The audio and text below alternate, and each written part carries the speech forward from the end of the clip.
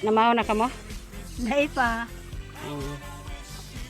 Ano ta, day ka pa namahaw? Kung ano pa nila. Manay. Kanta ka ni kontakin mo yan. Pamasko. Ano yan, pamahawan mo. Hindi ka. Ate ram edad mo manay? Ano na ako, 60 na. Ano nga anak buhay mo? Sa pagbulat-bulat. Ngayon ka ka magana-gano kilang sigid. Titinda ko. Gara no sigid mo. Aba, hindi nga rin ano ko. Para taro. Mayo ka ng sigid ba? Sigid ko ba? Mayo, duman ako nagkukuha sa ano. Nagkukuha ako duman sa ginatindahan ko. Kanta ka pa ng Ovaltine. Duman ako nag Ovaltine. Para sa ilong mo. Pero nang edad ni tatay? ano na siya, mas 60 na siya. Kanta kang sinelas. Sinelas. Saro ka mo magandang. Bigyan ako lang yun. Yan ka po. Kanta kang sabon. Ano?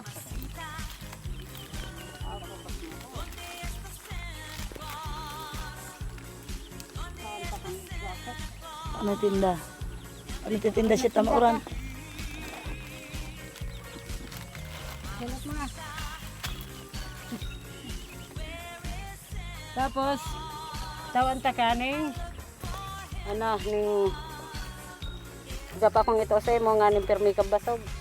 Ako, nakatanggap akong pamasko sa imong kagawad.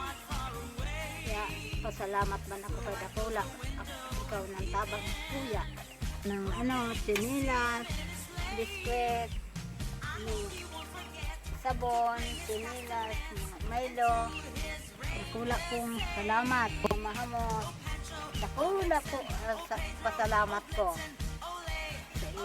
Sa imo mga kaeriba na nagtabang sa kuya. Hindi man ako nakatrabaho sa kuyang ako manahanap buhay. Ang trabaho ko po pagturotindala ng sigid. Ano pong pangaran mo manay? Ermelinda po, tapat. So, pira na pong edad mo? 60 na. Siyago mo. Mas na siya, mas 67 na siya. Saan mga gulayon, pag nakakuha kong gulayon, may gulayon, minsan sigid. Palagi ko sigid, nagaano ako, nagkukuha ko dyan sa mga nagigirihoy, ako nagtitinda. Yun ano akong manhanap buhay. Puro daw. Paano ka mo nakakaturog ka mo dyan? Paano ka mo okay man lang ka mo dyan? Ano lang te, kahit makaturog, kahit baloktot, basta kayo makaturog. May pasalamat ko sa inyo, nakaabot ka mo dito ako, na malaboy. Kahit nga ni malaboy-laboy, nakaabot ka mo. Kaya dakula kong pasalamat. Nakatabang ka mo sa ko. Kahit malaboy, nakaabot ka mo dito ako. Nahiling Christmas. Merry Christmas and Happy New Year. Sana maugma ka kansa date na regalo ni sa imo. Asa kuya Dakula mga. kong pasalamat. Iyo mao gas kitang bitis. Ang bitis ko man ayo, bu magayon-gayon mga ray.